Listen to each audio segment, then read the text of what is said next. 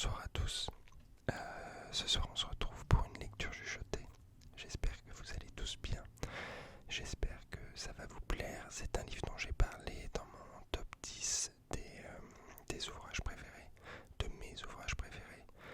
Et voilà, dans les commentaires, les gens, vous avez demandé s'il allait avoir de nouvelles lectures chuchotées. Et je me suis dit que c'était le livre le plus propice à cela. Donc le livre, il s'agit de La ferme des animaux de George Orwell. Donc, alors déjà, avant tout, je vais parler rapide du setup, parce que j'ai changé de lunettes pour la vidéo. Sur les autres, j'ai des filtres anti-UV, et en fait, ça fait des sortes de ronds bleus, c'est assez disgracieux, je trouve, avec la ring, et la ring, je l'ai pas mis en face, donc vous avez cet effet un peu de joker, éclairé, beaucoup moins éclairé, un peu dans l'ombre, un peu sombre et tout. Il n'y a rien de plus à aller chercher. Et donc voilà, la ring est juste ici à côté de moi. J'espère que l'éclairage vous satisfera, j'espère que le résultat sera correct. Je vais essayer de faire un truc pas mal et voilà. Donc, pour en revenir à notre histoire, George Orwell, c'est un écrivain anglais qui n'a pas été qu'écrivain, il a été journaliste, essayiste. Et en fait, il est né au début du XXe siècle, en 1903. Et il est né en fait en Inde, dans le Raj britannique. Et il est mort en 1950. Donc en fait, il a eu une vie extrêmement courte, c'est-à-dire 47 ans. Et en 47 ans, il a vécu énormément de choses. Il a écrit des livres qui sont maintenant mondialement connus. Ce qu'il n'a pas vu, lui, en fait, parce que son livre le plus connu, c'est 1984, qu'il a écrit en 1948 et qui a été publié en 1949, et lui est décédé un an après. Donc, concrètement, c'était un auteur extrêmement bon, extrêmement talentueux, mais qui a eu un succès de son vivant relativement restreint. C'est-à-dire que par exemple La ferme des animaux, c'est sorti en 44 ou 45 je crois. Peut-être même après, peut-être même en 46. Et donc ensuite il s'est attelé à écrire 1984, ce chef-d'œuvre de la dystopie et qui pour beaucoup est un peu prophétique de la société actuelle. Donc voilà, George Orwell, il a comment dire, il a été relativement contestataire toute sa vie. Il a participé, il est allé par exemple en Espagne pendant la guerre d'Espagne. Il s'est toujours mis du côté des faibles, des opprimés. Il a vécu dans la rue aussi pendant une partie de sa vie. Alors pas pendant 30 ans, étant donné qu'il a vécu 47 ans déjà, mais il a vécu une partie de sa vie dans la rue, non pas par manque de moyens, parce que sa famille était quand même une famille qui avait un peu d'aisance, mais il a vécu dans la rue pour être proche des gens en fait, et pour aider les gens, pour témoigner de ce que ça pouvait être. La pauvreté, la déchéance sociale aussi. Et donc voilà, je vais vous lire George Orwell, La ferme des animaux, qui est un petit livre, c'est un petit ouvrage, ça doit faire, je vais regarder ça, ça fait 140 pages, sachant que dans les romans, enfin là c'est une collection folio, il y a toujours un certain nombre de pages blanches ou alors avec une biographie. D'ailleurs je vais peut-être vous lire la biographie de George Orwell, ça peut être intéressant et ce sera sûrement plus exhaustif que c'est juste ce que j'ai pu vous en dire. Donc La ferme des animaux, il n'y a pas d'année. Alors je vais commencer par vous lire la quatrième de couverture qui est donc le résumé sommaire de l'œuvre, mais qui globalement en reprend l'idée globale. Alors, un certain 21 juin eut lieu en Angleterre la révolte des animaux. Les cochons dirigent le nouveau régime. Boule de neige et Napoléon, cochon en chef, affichent un règlement. Tout deux pattes est un ennemi. Tout quatre pattes ou tout volatile un ami. Nul animal ne portera de vêtements. Nul animal ne dormira dans un lit. Nul animal ne boira d'alcool. Nul animal ne tuera un autre animal. Tous les efface les commandements, l'âne, un cynique, arrive encore à déchiffrer. Tous les animaux sont égaux, mais certains le sont plus que d'autres. Donc, on va commencer. Ah, c'est marrant, j'ai un mot à l'intérieur. À lire. Merci, Morgane. J'avais dû le prêter à ma collègue de travail en fait. Voilà, elle avait apprécié. J'espère que vous apprécierez autant. Alors, la ferme des animaux.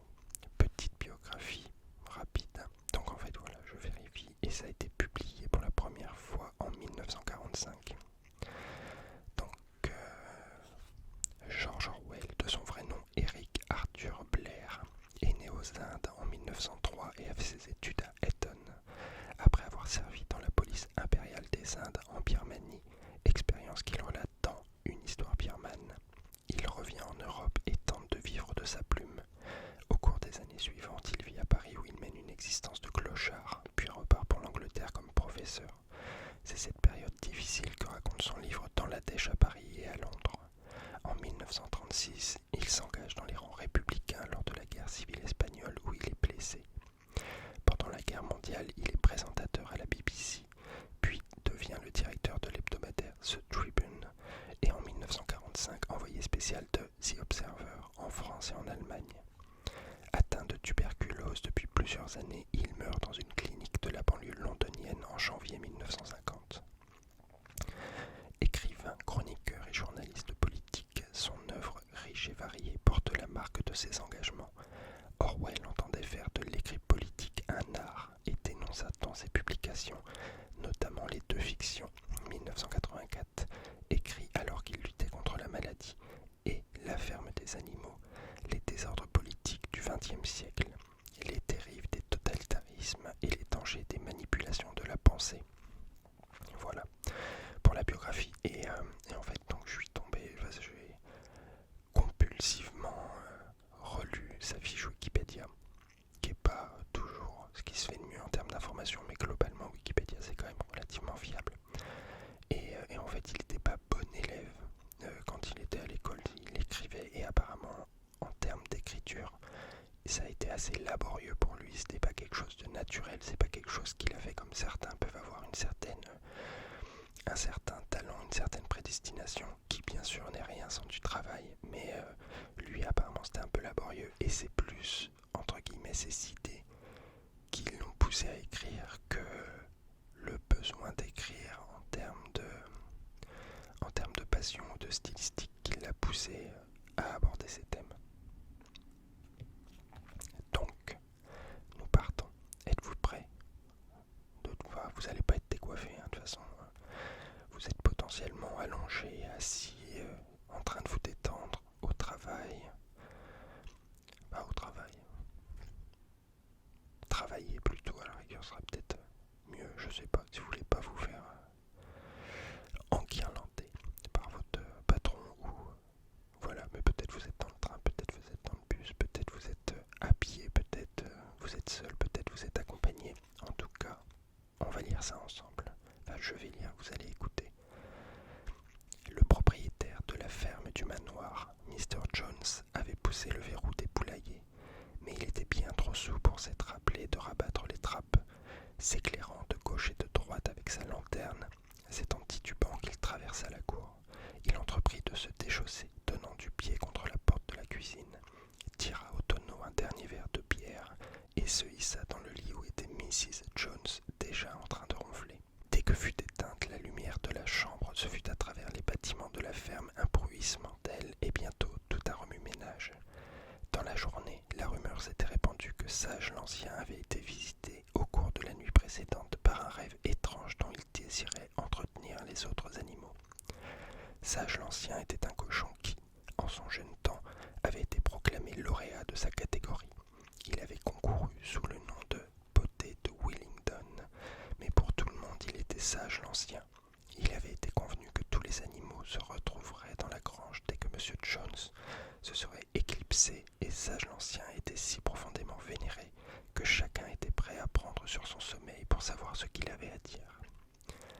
Lui-même avait déjà pris place à l'une des extrémités de la grange, sur une sorte d'estrade. Cette estrade était son lit de paille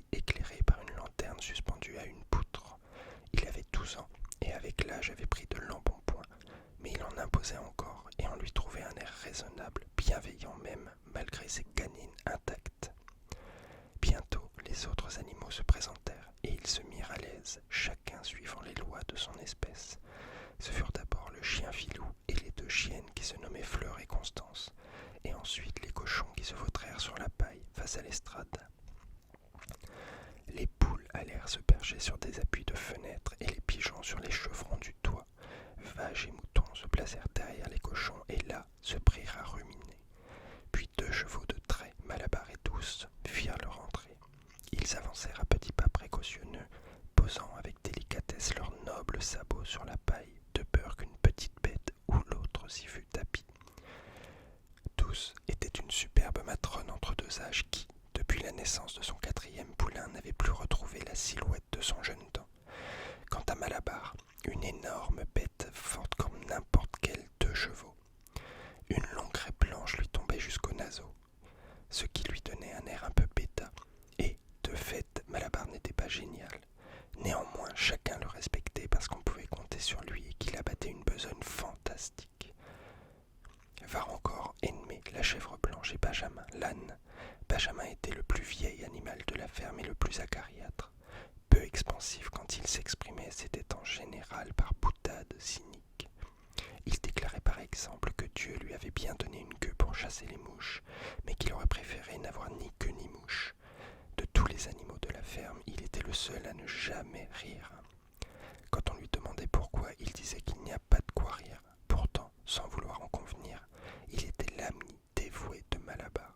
Ces 2-là passaient d'habitude le dimanche ensemble dans le petit enclos derrière le verger et sans un mot broutaient de compagnie.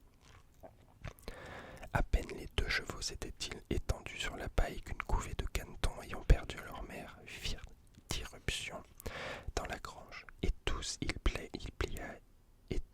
piaillaient de leur petite voix et s'égayaient, çà et là, en quête du bon endroit où personne ne leur marcherait dessus. Douce leur fit un rempart de sa grande jambe. Ils s'y blottirent et s'endormirent bientôt. À la dernière minute, une autre jument répondant au nom de Lubie, la jolie follette blanche comme Mr. Jones, attelle à son cabriolet, se glissa à l'intérieur de la grange en mâchonnant un sucre. Elle se plaça sur le devant et fit des mines avec sa crinière blanche enrubannée de rouge.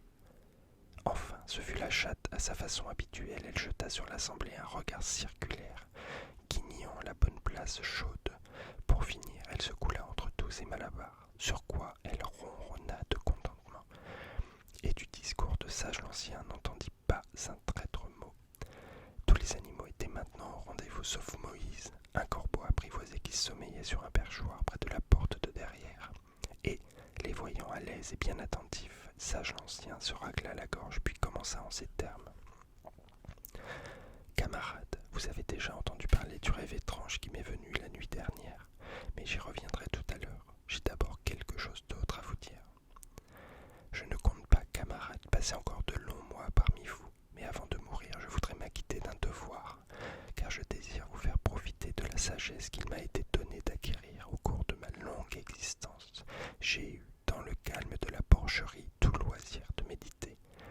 Je crois être en mesure de l'affirmer. J'ai, sur la nature de la vie en ce monde, autant de lumière que tout autre animal. C'est de quoi je désire vous parler. Quelle est donc, camarade, la nature de notre existence? Regardons les choses en face. Nous avons une vie de labeur, une vie de misère, une vie trop brève.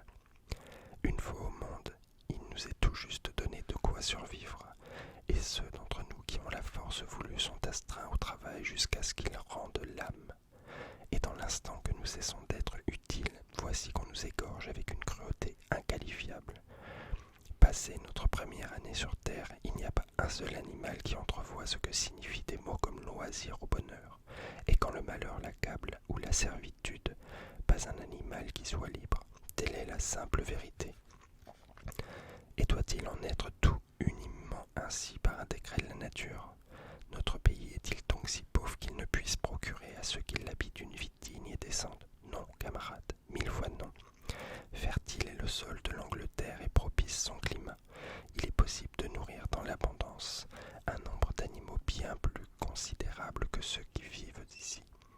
Cette ferme à elle seule pourrait pourvoir aux besoins d'une douzaine de chevaux, d'une vingtaine de vaches, de centaines de moutons, tous vivant dans l'aisance une vie honnête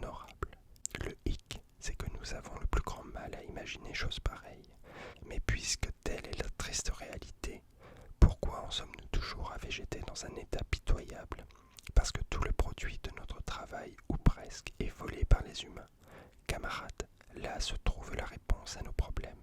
Tout tient en un mot, l'homme, car l'homme est notre seul véritable ennemi. Qu'on le supprime, et voici extirper la racine du mal. Plus à trimer sans relâche, plus demeure la faim. L'homme est la seule créature qui consomme sans produire. Il ne donne pas de lait, il ne pond pas d'œufs, il est trop débile pour pousser la charrue, bien trop lent pour attraper un lapin. Pourtant le voici suzerain de tous les animaux, il distribue des tâches entre eux, mais ne leur donne en retour que la maigre pitance qui les maintient en vie. Puis il garde pour lui le surplus, qui laboure le sol, nous, qui le féconde, notre fumier, et pourtant pas un parmi vous qui n'ait que sa peau pour tout bien. Vous, les vaches, là, devant moi, combien de centaines d'hectolitres de lait n'avez-vous pas produit l'année dernière? Et qu'est-il advenu de ce lait que vous aurez permis d'élever vos petits, de leur donner force et vigueur? De chaque goutte l'ennemi s'est délecté et rassasié. Et vous, les poules, combien d'œufs n'avez-vous pas pondus cette année-ci? Et combien de ces œufs avez-vous couvé? Tous les autres ont été vendus au marché pour enrichir Jones et ses gens. Et toi, douce, où sont les 4 poulains que tu as portés, qui auraient été la consolation de tes vieux jours? Chacun d'eux fut vendu à l'âge d'1 an, et plus jamais tu ne les reverras, en échange de tes 4 maternités et du travail au champ que t'a-t-on donné, de strictes rations de foin plus un box dans l'étable, et même nos vies misérables s'éteignent avant le terme. Quant à moi, je n'ai pas de hargne, étant de ceux qui ont eu de la chance. Me voici dans ma 13e année, j'ai eu plus de 400 enfants. Telle est la vie normale chez les cochons, mais à la fin, aucun animal n'échappe au couteau infâme. Vous autres jeunes porcelets assis là et qui m'écoutez, dans les 12 mois, chacun de vous sur le point d'être exécuté hurlera atroce souffrance. Et à cette horreur et à cette faim, nous sommes tous astreints, vaches et cochons, moutons et poules, et personne n'est exempté. Les chevaux eux-mêmes et les chiens n'ont pas un sort plus enviable. Toi, Malabar, le jour où tes muscles fameux n'auront plus leur force ni leur emploi, Jones te vendra à l'équarrisseur, et l'équarrisseur te tranchera la gorge. Il fera bouillir tes restes à petit feu et il en nourrira la meute de ses chiens. Quant aux chiens eux-mêmes, une fois édentés et hors d'âge, Jones leur passe une grosse bière au cou et les noie dans les dents le plus proche. C'est pas excessivement joyeux, par contre, j'en ai bien conscience.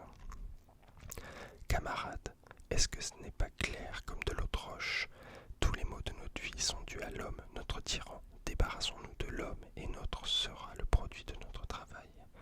C'est presque du jour au lendemain que nous pourrions devenir libres et riches. À cette fin, que faut-il? Eh bien, travailler de jour et de nuit, corps et âme, à renverser la race des hommes. C'est là mon message, camarades, soulevons-nous. Quand aura lieu le soulèvement? Cela, je l'ignore. Dans une semaine peut-être ou dans un siècle. Mais aussi vrai que sous moi je sens de la paille, tôt ou tard justice sera faite. Ne perdez pas de vue l'objectif, camarades. Dans le temps compté qui vous reste à vivre, mais avant tout, faites part de mes convictions à ceux qui viendront après vous, afin que les générations à venir mènent la lutte jusqu'à la victoire finale. Et souvenez-vous-en, camarades, votre résolution ne doit jamais se relâcher. Nul argument ne vous fera prendre des vessies pour des lanternes. Ne prêtez pas l'oreille à ceux selon qui l'homme et les animaux ont des intérêts communs. À croire vraiment que de la prospérité de l'un dépend celle des autres, ce ne sont que des mensonges. L'homme ne connaît pas d'autre intérêt que les siens. Que donc prévalent entre les animaux au fil de la lutte l'unité parfaite et la camaraderie sans faille. Tous les hommes sont des ennemis, les animaux entre eux sont tous camarades. À ce moment-là, ce fut un vacarme terrifiant. Alors que Sage l'Ancien terminait sa péroraison révolutionnaire, on vit 4 rats imposants à l'improviste surgis de leur trou et se tenant assis à l'écoute. Les chiens les ayant aperçus, ces rats ne durent le salut qu'à une prompte retraite vers leur tanière. Alors Sage l'Ancien leva une patte auguste pour réclamer le silence. « Camarades, dit-il, il y a une question à trancher. Devons-nous regarder les créatures sauvages telles que rats et lièvres comme des alliés ou comme des ennemis? Je vous propose d'en décider. Que les présents se prononcent sur la motion suivante. Les rats sont-ils nos camarades? De rechef on vota, et à une écrasante majorité il fut décidé que les rats seraient regardés en camarades. 4 voix seulement furent d'un avis contraire, les 3 chiens et la chatte. On le découvrit plus tard, celle-ci avait voté pour et contre. Sage l'Ancien reprit. J'ai peu à ajouter.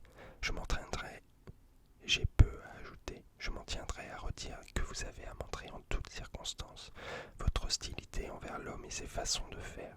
L'ennemi est toute patte, l'ami tout quatre pattes ou tout volatile. Ne perdez pas de vue non plus que la lutte elle-même ne doit pas nous changer à la ressemblance de l'ennemi. Même après l'avoir vaincu, gardons-nous de ses vices. Jamais animal n'habitera une maison, ne dormira dans un lit, ne portera de vêtements, ne touchera à l'alcool ou au tabac, ni à l'argent, ni ne fera négoce. Toutes les mœurs de l'homme sont de mauvaises mœurs, mais surtout, jamais un animal n'en tyrannisera un autre. Quand tous sont frères, peu importe le fort ou le faible, l'esprit profond ou simplet, nul animal jamais ne tuera un autre animal. Tous les animaux sont égaux. Maintenant, camarades, je vais vous dire mon rêve de la nuit dernière. Je ne m'attarderai pas à le décrire vraiment. La terre m'est apparue telle qu'une fois délivrée de l'homme, et cela m'a fait me ressouvenir d'une chose enfuie au fin fond de la mémoire. Il y a belle lurette, j'étais encore un cochon de lait, ma mère et les autres truies chantaient souvent une chanson dont elles ne savaient que l'air et les 3 premiers mots. Or, dans mon rêve de la nuit dernière, cette chanson m'est revenue avec toutes les paroles, des paroles j'en suis sûr que jadis ont dû chanter les animaux, avant qu'elles se perdent dans la nuit des temps. Mais maintenant, camarades, je vais la chanter pour vous. Je suis d'un âge avancé, certes, et ma voix est rauque, mais quand vous aurez saisi l'air, vous vous y retrouverez mieux que moi. Le titre c'est « Bête d'Angleterre ». Sage l'Ancien se racla la gorge et se mit à chanter. Sa voix était rauque, ainsi qu'il l'avait dit, mais il se tira bien d'affaire. L'air tenait d'amour toujours et de la cucaracha, et on en peut dire qu'il était plein de feu et d'entrain. Voici les paroles de la chanson.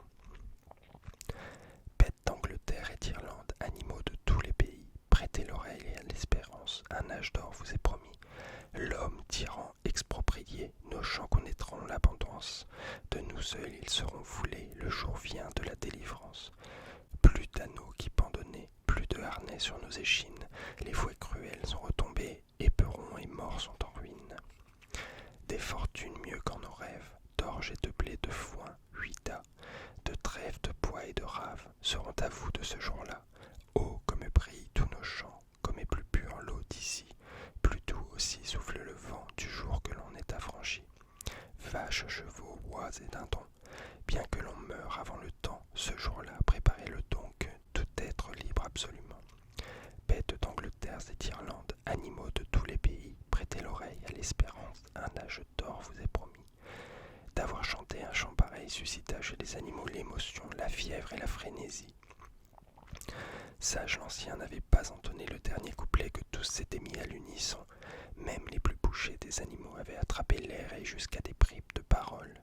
Les plus tellurés, tels que cochons et chiens, apprirent le tout par cœur en quelques minutes, et après quelques répétitions improvisées, la ferme entière retentit d'accents martiaux, qui étaient beuglements des vaches, aboiements des chiens, bêlements des moutons, hennissements des chevaux, couac-couac des canards. Bêtes d'Angleterre, animaux de tous les pays, c'est ce qu'ils chantaient en chœur à leurs différentes façons, et d'un tel enthousiasme qu'ils s'y reprirent 5 fois de suite et d'un bout à l'autre.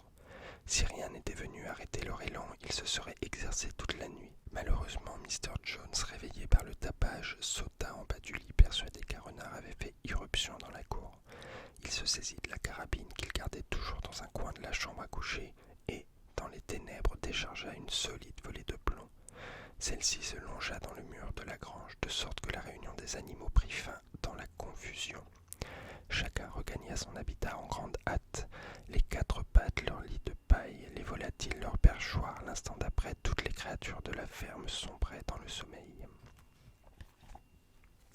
Voilà, donc c'était le premier chapitre de La ferme des animaux par George Orwell.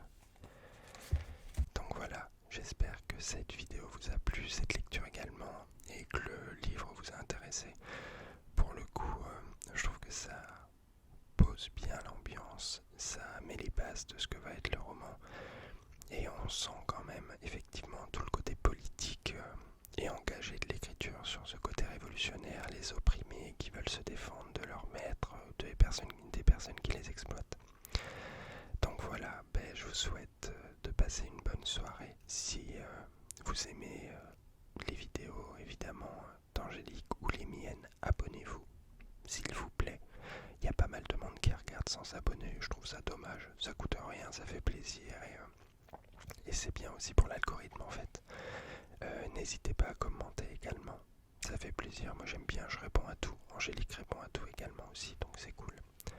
Et puis voilà, je vous souhaite de passer une bonne soirée et je vous embrasse.